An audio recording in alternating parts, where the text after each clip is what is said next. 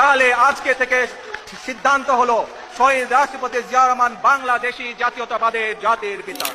বাংলাদেশে জাতির পিতা বলে কিছু থাকা যাবে না।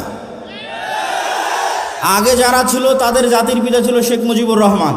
আপনারা আসবেন, আপনারা এসে বলবেন জাতির পিতা জিয়াউর রহমান, এটা চলবে না। এই যে তারেক রহমান সাহেব এসেছে, ইংল্যান্ডে তার সাথে আমার দেখা হয়েছিল, অন্তত 30 থেকে 40 মিনিট ফেস টু ফেস তার সাথে আমি কথা বলেছি। আমি তার সাথে কথাই শুরু করেছিলাম এটা দিয়ে যে আজকে আমি এখানে আসার আগ পর্যন্ত যতজন আপনার কাছে এসেছে এরা দুনিয়াবি স্বার্থ নিয়ে আসবে, আর আমি আজকে এখান থেকে চলে যাওয়ার পরও হাজারো মানুষ আপনার সাথে দেখা করতে আসবে, দুনিয়ার স্বার্থে আসবে। কারো একটা সিট দরকার, কারো একটা আসন দরকার, কারো একটা পদ দরকার, কত কি দরকার। কিন্তু আমি আব্দুল্লাহ বিন আব্দুর রাজ্জাক এসেছি 4টা কথা বলবো বাংলাদেশের স্বার্থে। যদি করতে পারেন বাংলাদেশের উপকার হবে।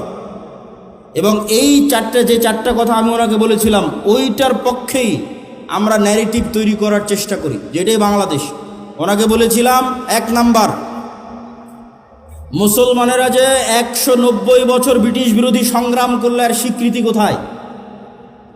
1797 সালের 23শে জুন থেকে 1947-এর 14 বা 15 আগস্ট পর্যন্ত 190 বছর ভারতের মুসলমানেরা ঠিকই, ভারতের হিন্দু এবং মুসলমানেরা সবাই যে ব্রিটিশ বিরোধী আন্দোলন করেছে তার স্বীকৃতি আছে।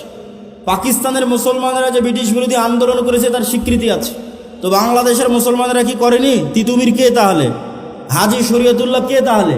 এখানে যে ব্রিটিশ বিরোধী 1857-তে যে হাজার হাজার মুসলমান জীবন দিল তাদের স্বীকৃতি কই? অতএব 1947-এর রাষ্ট্রীয় স্বীকৃতি দিতেই হবে।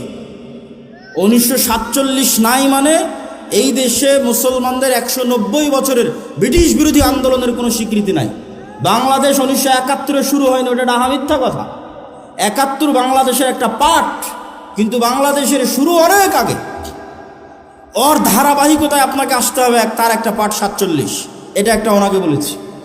আর একটা ওনাকে বলেছি বাঙালি জাতীয়তাবাদের নামে বাংলাদেশে হিন্দুয়ানি জাতীয়তাবাদ, হিন্দুত্ববাদী জাতীয়তাবাদ এবং হিন্দুয়ানি কৃষ্টি কালচার কলকাতার দাদা বাবুদের বাঙালি জাতীয়তাবাদের নামে ঢুকানো হয়। এই বাঙালি জাতীয়তাবাদের নামে হিন্দুত্ববাদী কৃষ্টি কালচারের মূলোৎপাটন করতে হবে।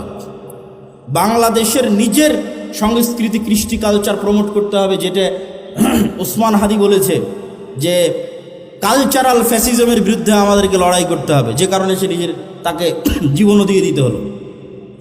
3 নাম্বার বলেছি আপনি এতটুকু করতে পারেন, এই পুরো বাংলাদেশ তৈরিতে যাদের অবদান আছে তাদের সবাইকে সমান একটা মর্যাদার জায়গায় দিতে পারেন।